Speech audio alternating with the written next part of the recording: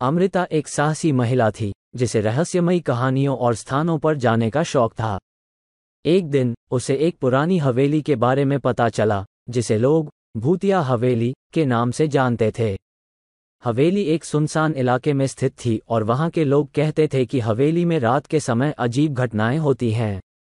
अमृता ने इस रहस्य का पता लगाने का निर्णय लिया। शाम का समय था और अमृता हवेली के पास पहुंची। हवेली की ऊंची दीवारें और टूटे फूटे दरवाजे उसकी पुरानी और डरावनी कहानी बयां कर रहे थे। उसने दरवाजा खोला और अंदर प्रवेश किया। हवेली के अंदर का माहौल बेहद ठंडा और भयावह था। चारों ओर धूल और मकड़ी के जाले थे। पुराने फर्नीचर और तस्वीरें जगह जगह बिखरी पड़ी थीं। अमृता ने अपनी टॉर्च जलाई और हवेली के हर कोने की जांच करने लगी। चलते चलते उसे एक बड़े हॉल में एक पुराना पियानो दिखा।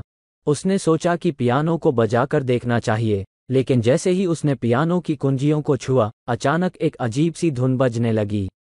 अमृता ने घबराकर अपने हाथ पीछे खींचे, लेकिन धुन बजना बंद नहीं हुई। उसे लगा कि हवेली में कोई छिपा हुआ है और उसके साथ मजाक कर रहा है। अमृता ने हिम्मत जुटाकर पियानो के पास की दीवार की जांच की। वहां एक पुरानी तिजोरी थी जिसके ऊपर एक अजीब सा निशान बना हुआ था। उसने तिजोरी खोलने की कोशिश की, लेकिन तिजोरी जाम थी। तभी उसे पीछे से किसी के कदमों की आवाज सुनाई दी। उसने मुड़कर देखा, लेकिन वहां कोई नहीं था।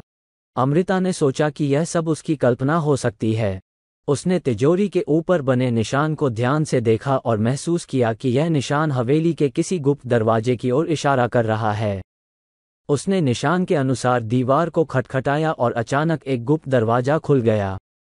दरवाजे के पीछे एक सीढ़ी थी जो नीचे के तहखाने की ओर जाती थी। अमृता ने हिम्मत जुटाकर नीचे जाने का फैसला किया। सीढ़ियों से नीचे उतरते ही उसे एक गहरी और ठंडी हवा का झोंका महसूस हुआ। तहखाने में अंधेरा था, लेकिन उसकी टॉर्च की रोशनी में उसने देखा कि वहां कई पुरानी चीजें पड़ी हुई थीं। उसने चारों ओर नजर दौड़ाई और एक पुराने बक्से पर उसकी नजर पड़ी।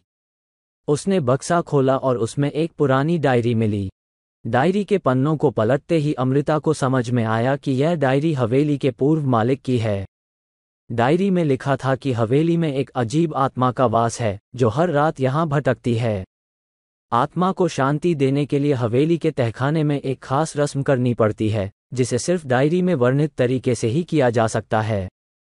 अमृता ने तय किया कि वह इस आत्मा को शांति दिलाने की कोशिश करेगी। उसने डायरी में लिखी रस्म को पढ़ा और उसके अनुसार तैयारी शुरू की। रस्म के लिए उसे हवेली के विभिन्न हिस्सों से कुछ विशेष चीजें इकट्ठा करनी थी।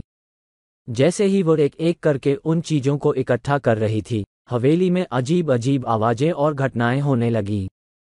अंततः अमृता ने सारी चीजें इकट्ठा कर ली और तहखाने में जाकर रस्म की तैयारी शुरू की।